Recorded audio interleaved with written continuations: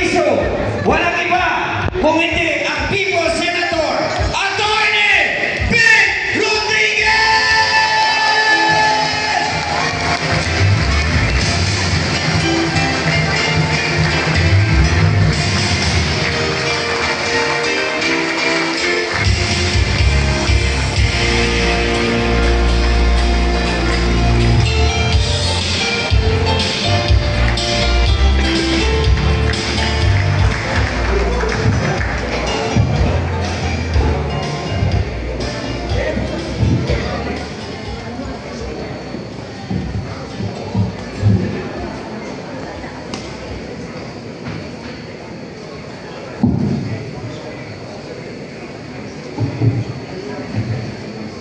Ayan, shout out ka bro.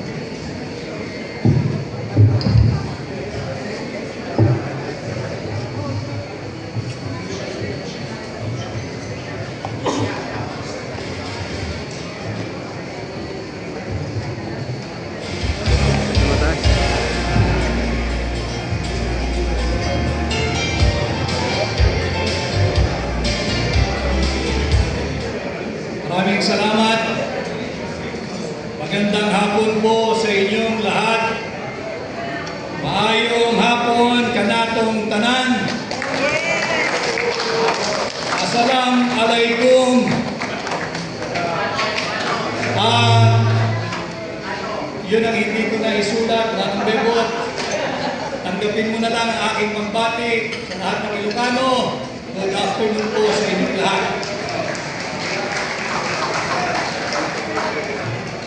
Mahal ninyo, mahal nating lahat ang Pilipinas.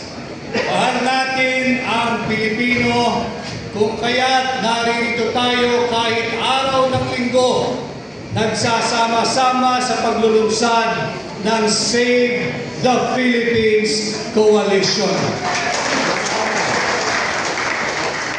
And in this afternoon's event, I am tasked to share my views of our national situation at this critical juncture of our republic. Lahat tayo ay mulat sa nagaganap sa ating bansa. But just the same, pag-usapan muna natin ang ating ekonomiya. Under Bongbong Marcos Jr., our country has sunk and the economy has taken a serious and solid hit due to massive corruption and looting of people's money, looting of public funds. These are not my words.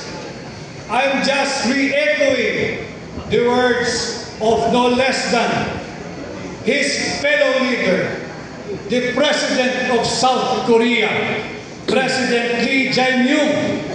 This was his word when he justified his decision, his government's decision to withdraw that 28.8 billion pesos loan granted to the Philippines. Hinawi niya ang pautang na yan dahil sa massive corruption at looting of public funds na nagaganap sa ilalim ng administrasyon ni Bongbong Marcos Jr.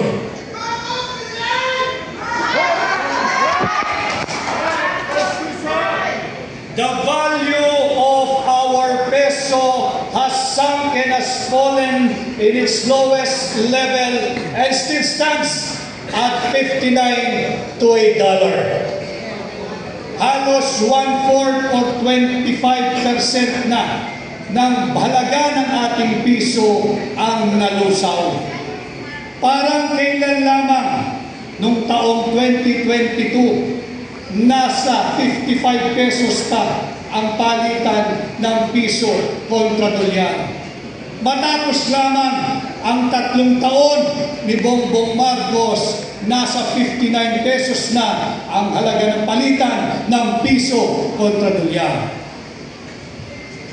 Ang ating third quarter GDP is at a miserable 4%, the slowest growth in over 4 years, below market expectations and even the government's target range. Sinabi nga ng direktor ng Ateneo Center for Research and Development na si Ginoong Sir Percival K. Peña Reyes, and I quote, "Because investors' confidence has been shaken. Foreign investors are pulling back. The scandal," referring to the flood control fund scandal, referring to the Bicameral Conference Committee report scandal, referring to the illegal, invalid, immoral, criminal, unconstitutional 2025 national budget has created a mix of political risk, uncertainty, and social unrest. It threatens investment grade rating and undermines our medium-term fiscal framework. Ang GDP, mga kasama, ay ang bilang ng produkto at serbisyong nanalilikha ng isang ekonomiya. Alam na alam ito ng mga kasama natin sa labor, sa hanay ng manggagawa, kagaya ni Atty. Jimmy Mirales. Ang GDP ang isang ginagamit na pangunahing panukat at sumasalamin sa pangkalahatang kalusugan ng ating ekonomiya at investment confidence. Ito ay kasalukuyang matamlay. Ang ating ekonomiya ay mahina. Ang ating ekonomiya ay dahan-dahan nang nalulumpo dahil na rin sa iskandalo na nagsimula sa pangingialam ng Executive Department sa paglulustay ng pera ninyo gamit ang ating taunang budget. Paulit-ulit kong sinasabi kapag tayo nabibigyan ng pagkakataong magsalita, ang punot dulo, ang simula't katapusan, ang ugat ng lahat ng korupsyon sa ating bansa ay nagmumula sa ating taunang budget. Nasa budget nakaangkla, nasa budget nakaugat ang lahat ng uri ng korupsyon, subalit lantaran, talamak at higit na garapalan sa ilalim ng Marcos Jr. Administration. Sinimulan niya ito sa pagpirma. Sinabi na namin, ibinunyag na ni Congressman Sid Bungab na napakaraming blanco diyan sa panukalang budget, diyan sa Bicameral Conference Committee report ng 19th Congress. Naghalinhinan sa panggagahasa sa pera ng taong bayan si Congressman Saldico, dating chairman ng appropriation, at ng kanyang kapalit, si Congresswoman Stella Kimbo. Hindi natitigil dyan sapagkat meron din silang kahalinhinan sa panggagahasa sa pera ng mga Pilipino. Pagdating naman sa parte ng Senado, ang chairperson ng Finance Committee, walang iba kundi ang dating Senadora Grace Poe. Subalit sa kabila ng pagbubunyag na ito, pinirmahan, inaprubahan pa rin ni Bongbong Marcos ang illegal, invalid, immoral, criminal, at unconstitutional 2025 national budget na siyang nagbigay daan sa daluyong ng kurakot, sa daluyong ng korupsyon, sa daluyong ng panggagahasa sa pera nating mga Pilipino. Linulustay gamit ang flood control funds anomaly, gamit ang ghost flood control projects, gamit at ang pang-aabuso sa social at health funds gamit ang sikat na ayuda. Ang tawag ay AIS, ang tawag ay AKAP, at kung ano na pa. Wala naman silang naidulot na buti sa ating ekonomiya. Ito yung ginagawang pambubudol na justification ng Marcos Jr. administration. Akala nila, bakit ninyo tinututulan ang AKAP, ang AIS, ang ayuda? Ito'y ayuda ibinibigay sa ordinaryong tao upang humigit ang pag-ikot ng ating ekonomiya. Buti sana kung ganun ang naganap. Subalit, kagaya ng aking sinasabi, ang pagkakaunawa pala nila sa AKAP ay ang kakapal ng aming pitaka at binulsalan ang perang dulot ng ayuda. Ang ating approved foreign direct investments, ito ay bagsak na rin sa halos 50% dahil pa rin sa iskandalo na kinakasungkutan mismo ng Pangulo ng Republika ng Pilipinas, mismo ni Bongbong Marcos.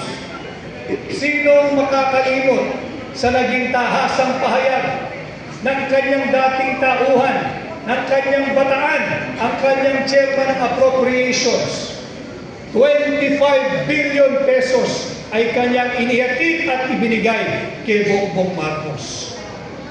Bukod pa riyan, ang 100 billion pesos na insertion ng tanggapan ng Pangulo. Hindi tama ang paggamit sa pondo nating mga Pilipino. Kaya hindi nakakagulat kung bakit matamlay, tila lugmok ang ating ekonomiya. Bukod dito, bukod sa napakaraming maling polisiya ng Marcos Jr. administration, hindi rin nakakatulong ang mga irresponsable at mapangahas na nagiging pahayag ng mga opisyal ng Marcos Jr. administration. Banggitin ho natin yung naging pahayag mismo ng hepe ng sandatahang lakas ng Republika ng Pilipinas.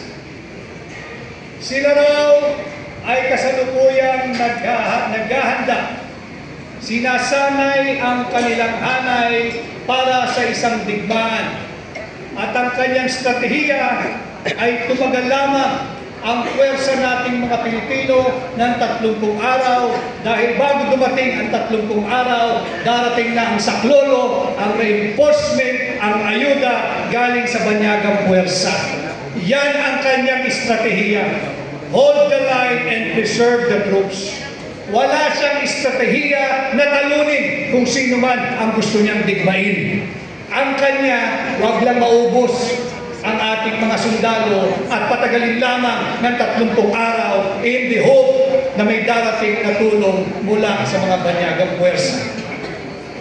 Hindi rin nakakatulong yung pagbubukas ng bibig. Kilala naman natin lahat kung sino yung mistulang Lucaret sa Malacanang.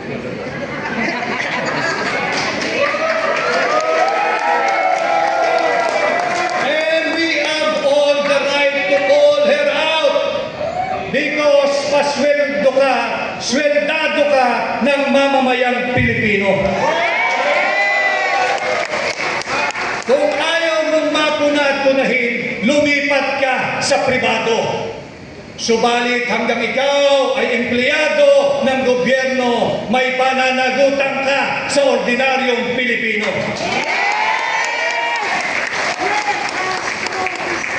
Marami akong nakilala ngayong hapon na pinatutukuyan nila. Binabansagang destabilizers. Kailan pa naging destabilisasyon ang pagsabi ng Marcos resign? Marcos resign! Marcos resign! Marcos resign!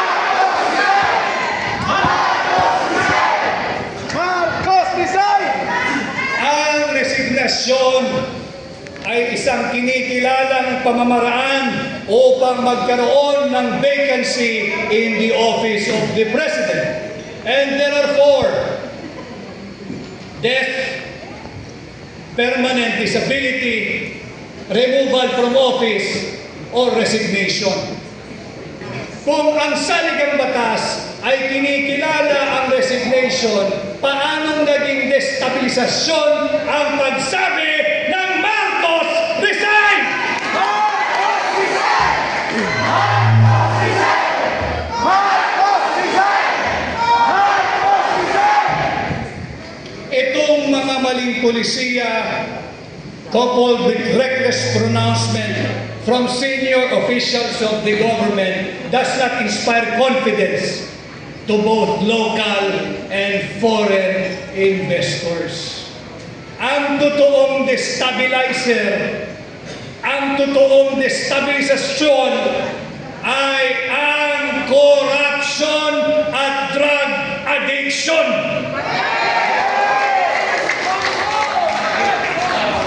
If this administration feels some degree or to a great degree of instability in their governance, huwag na silang maghanap ng sisisihin. Nasa loob ng Malacanang ang nagiging ugat ng destabilization.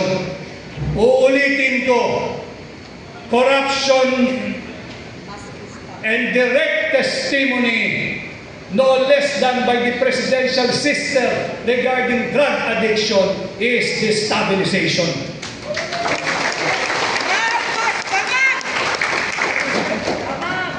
Ang 19% na taripa na ipinataw ng Estados Unidos sa lahat ng produktong Pilipino na papasok sa kanilang bansa, hindi rin ito nakakatulong sa pagsigla ng ating ekonomiya.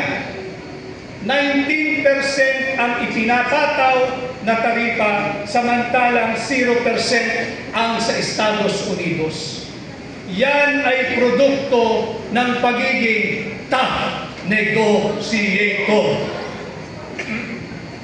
Yang 19% na taripa, nakakasakit at nanganganib kagaya po ng ating coconut oil industry. Pagpasok niya sa bansang Amerika, siya ay papatawan ng 19% na taripa. Samantalang, ang palm oil, kung manggagaling sa Estados Unidos, 0% ang taripa. Paano ka mananalo? Ano ang ating advantage? 19-0. Yan yung mga problema na kinaharap ng ating ekonomiya. Sa kasalukuyan, nandito rin ang ating kaibigan at ginagalang na dating kalihim ng Department of Labor, si Manong Bebot Bello. Ang BPO industry at overseas Filipino workers, remittance, ang nananatiling angkla ng ating ekonomiya. Yung tinatawag nilang traditional growth drivers. Noong 2024, last year, ang BPO industry at ang remittance ng mga Filipino workers at Filipino migrants combined ay umabot ng $76 billion. Malaki yun. Subalit, hindi pwedeng yung BPO industry lang at yung OFW remittance lamang nakaasa ang pagsigla ng ating ekonomiya. Bukod sa 38 billion na contribution, dollars po ito ha, $38 billion contribution ng BPO industry, nakapagbigay din ito ng direct full employment sa 1.8.2 or 1,820,000 Filipinos ang nabigyan ito ng full-time workers. Subalit, hanggang kailan? Hanggang saan?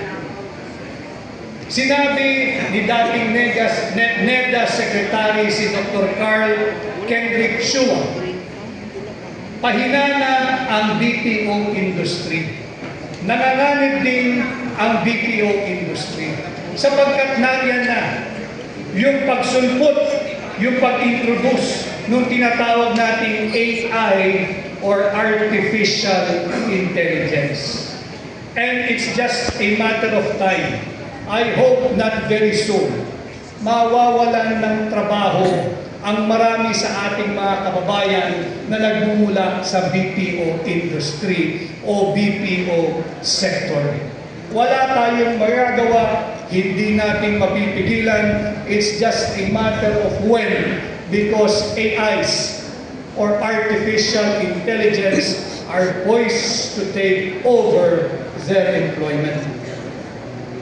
Ang OFW, maraming salamat sa inyo. Ang ating mga migrants sa inyong remittance. $38.4 billion last year. Malaking suporta ito para mapanatili ang sigla nung tinatawag nating domestic consumer spending. Subalit, hindi niya po nakakatulong yung mga irresponsableng pahayag ng mga senior officials ng ating pamahalaan. Naghahanda, hinahanda, nagsasanay ang ating sandatahang lakas para sa isang digmaan.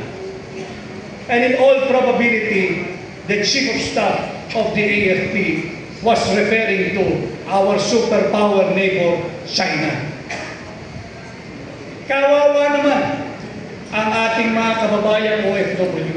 Kawawa naman ang kanilang pamilya. Kawawa naman ang ekonomiya ng Pilipinas. Bakit ganyan? Hindi kinakailangan magpaputok ng China kahit isang bala para higit na lumpuhin ang ating ekonomiya.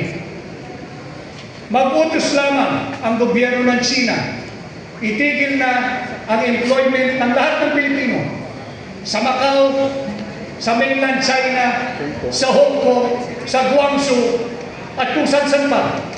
At sila ay i-deport na sa Pilipinas. Paano ang kanilang pamilya? Paano ang ating ekonomiya? Bukod dyan, naghahanda ang ating sandatahang lakas para sa isang napipintong digmaan. Paano kung ipag-utos ng China sa kanyang mga korporasyon, bawal na kayong mag-export ng kahit anong produkto papuntang Pilipinas. And today, ang number one source of our imported products, ang bansang China pa rin. Kaya kung meron tayong problema dito sa loob, sa ekonomiya, dahil na rin sa maling polisiya ng pamahalaan at masyadong mapangahas at irresponsableng pahayag ng mga opisyal nito. Meron mo sana tayong pagdungtong dito sa BPO at sa mga remittance ng OFW. Ano po iyon? Yung ating tourism industry. Subalit, lumpo din ang ating turismo. Meron po tayong tinatawag na very young and dynamic population na maituturing best comparative advantage ng Pilipinas.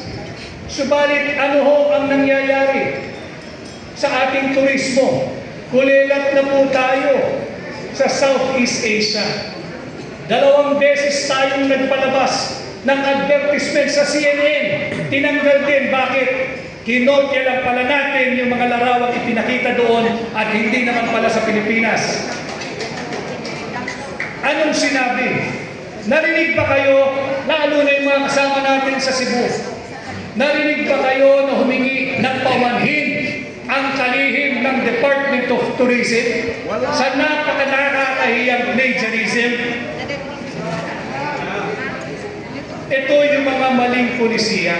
Kaya hindi sila kinakailangan tumingin sa malayo at maghanap ng masisisi kung bakit lugmok ang ating ekonomiya.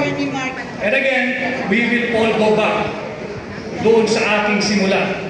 This is the effect, this is the consequence of incompetence, of massive corruption, of looting of public funds. Dinagdagan pa ng panibagong dago yung open, public, and directed testimony ng kapatid ni Bongbong Marcos na siya ay drug addict.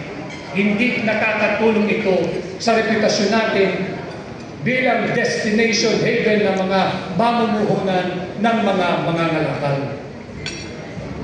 Unless and until the Marcos Jr. administration will learn what most Filipinos have learned, albeit involuntarily, ano po yan? Fiscal discipline, prudence, austerity measure, at belt-tightening. The economy of our country will only get worse before it gets better in the next administration. So, ladies and gentlemen, you have to brace yourself and your family for tough times ahead. Pagdating naman sa usaping politikal, alam kong mulat kay lahat sa nangyayari sa ating bansa. Meron tayong kinaharap na leadership, integrity, credibility, and accountability crisis ng administrasyon ni Bongbong Marcos Jr. Ulitin ko, dulot ito ng massive corruption and looting of public funds. Bukod dito, nabuksan muli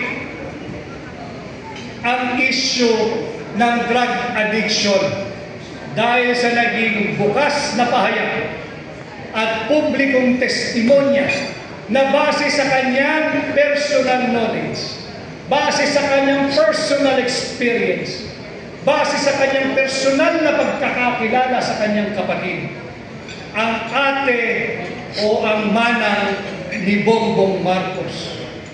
Ano ang tugon ng lukaret sa palasyo? Hearsay yan. Hindi totoo yan. Paninira yan. Walang maaaring sumagot nito kung hindi ang pagkakaroon ng isang open, fair, transparent, public, and credible hair follicle drug test. Hindi yung lukaret. Sinabi na nung kapatid, bata pa lamang kami. Ang haba ng kwento niya. Bata pa lamang daw sila ay gumagamit ng kanyang kapatid. Hindi kayo, hindi ako, hindi yung lukaret. Ang may personalidad, pasinungalingan niya. Bakit? Bata pa daw sila eh. Nakita niya eh. Naranasan niya kung ano ang buhay ng kanyang kapatid.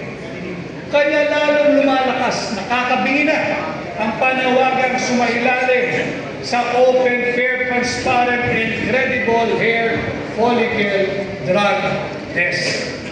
Dahil dito, sa aking pananaw, wala nang anumang moral at legal ascendancy ang tanggapan ng Pangulo.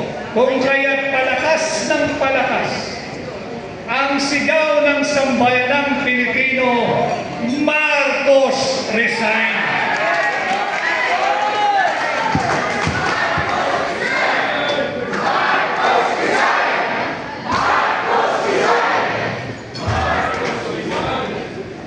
At habang lumalakas ang sigaw na yan, lumalakas din ang nerbiyos ng mga alyansa na once upon a time ay hindi natin naisip na magsasama-sama, na ngayon ay isang organisado, well-oiled at well-funded machinery, discrediting no less than the office of the Vice President, discrediting Inday Sara Duterte.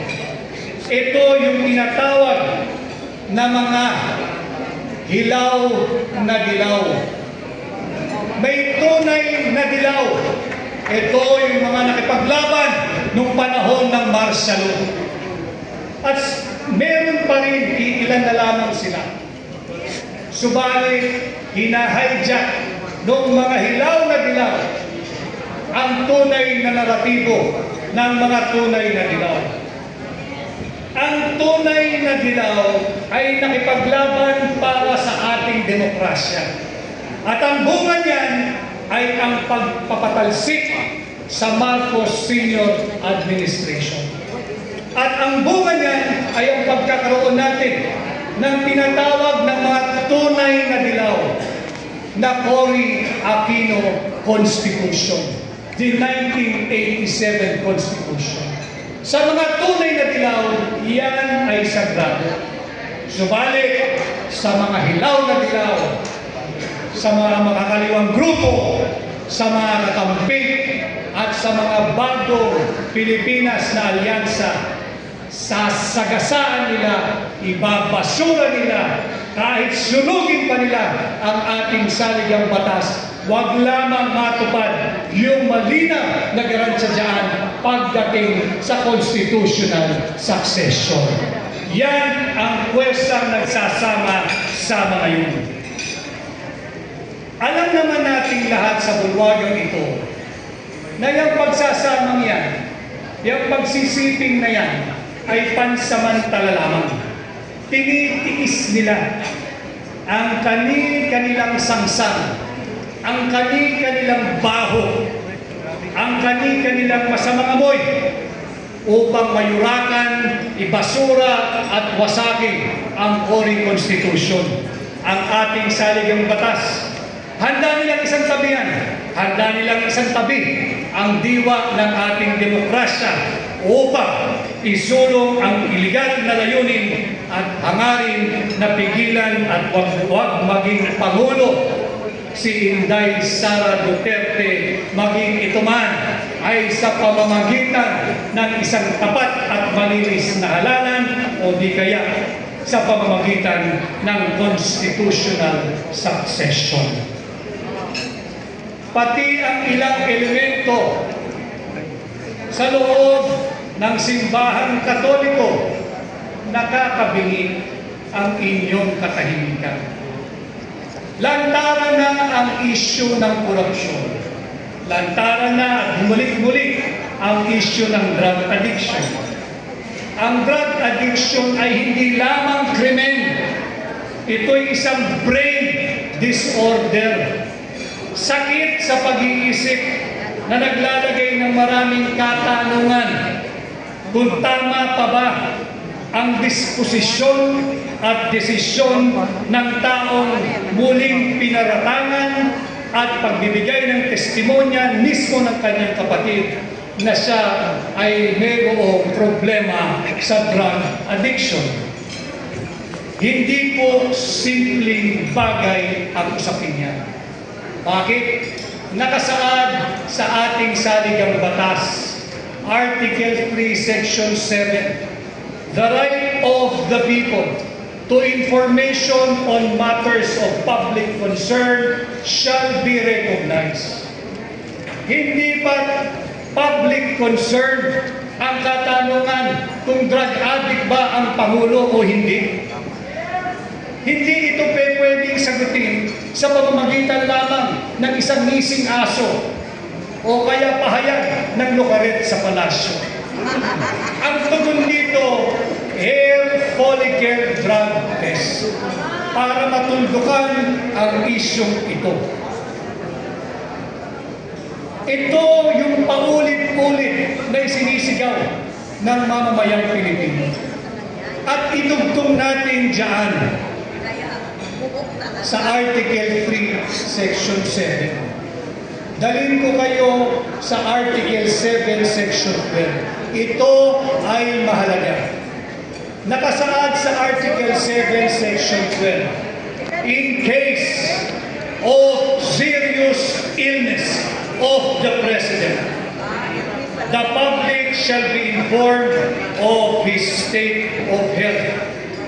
Again, drug addiction is considered both a complex brain disorder and mental illness.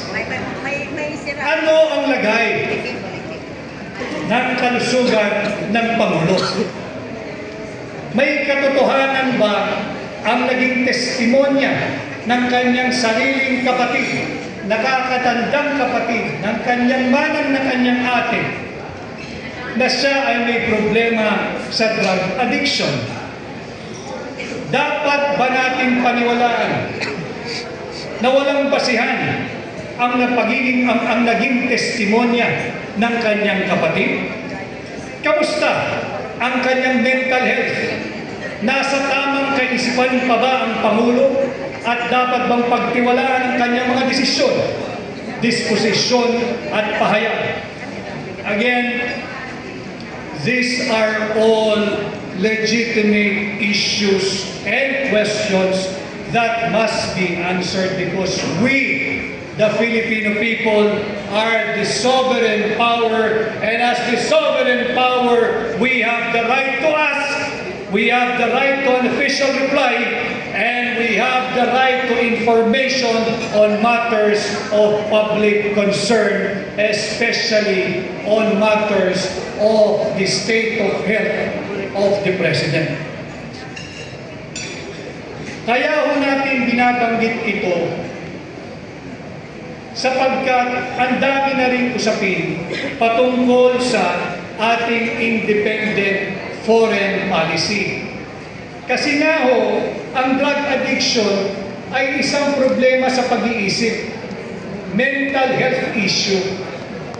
Kaninong foreign policy ba ang ating isinusulong? Foreign policy ba at interes ba ng Pilipino o ng ating mga banyagang alyado? Article 18, Section 25, malinaw. Bawal ang anumang base militar, bawal ang anumang tropang militar, bawal ang anumang gamit at pasilidad ng militar sa kahit na saang sulok ng ating bansa. Sa ating pagkakaalam, mayroong siyang na deklaradong EDCA sites. Yung deklarado, yung hindi deklarado. Ito ay paglabag sa ating saligang batas. Bakit ito hinahayaan? Again, I bring this up to you in relation to the health, especially the mental health of the Commander-in-Chief and his seemingly aggressive stance and war rhetorics against China. Instead of exploring a diplomatic means to diffuse and de-escalate the tension in the South China Sea, tila sinisilaban pa niya. How is his state of health? Is he mentally ill and unfit to continue discharging the mandate of the office of the President? Iiwan ko sa inyo ang katanungang yan. Is he mentally ill and unfit to serve as the Commander-in-Chief? Kaya ko tinatanong yan sa inyo sapagkat sa kabila ng pagsusulong ng mga hilaw na dilaw ng mga kaliwang grupo ng mga kakamping ng ilang elemento sa simbahang Katoliko, hindi pwedeng ibasura ang probisyon ng Article 7, Section 8 na aking babasahin. In case of death, permanent disability, removal from office, or resignation of the President, the Vice President shall become the President to serve.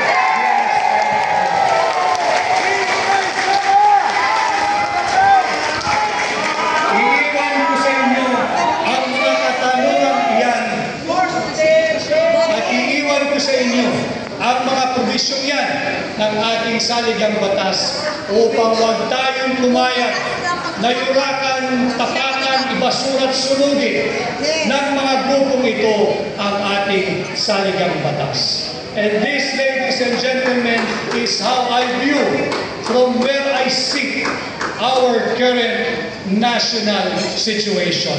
Maraming salamat at magandang hapon po.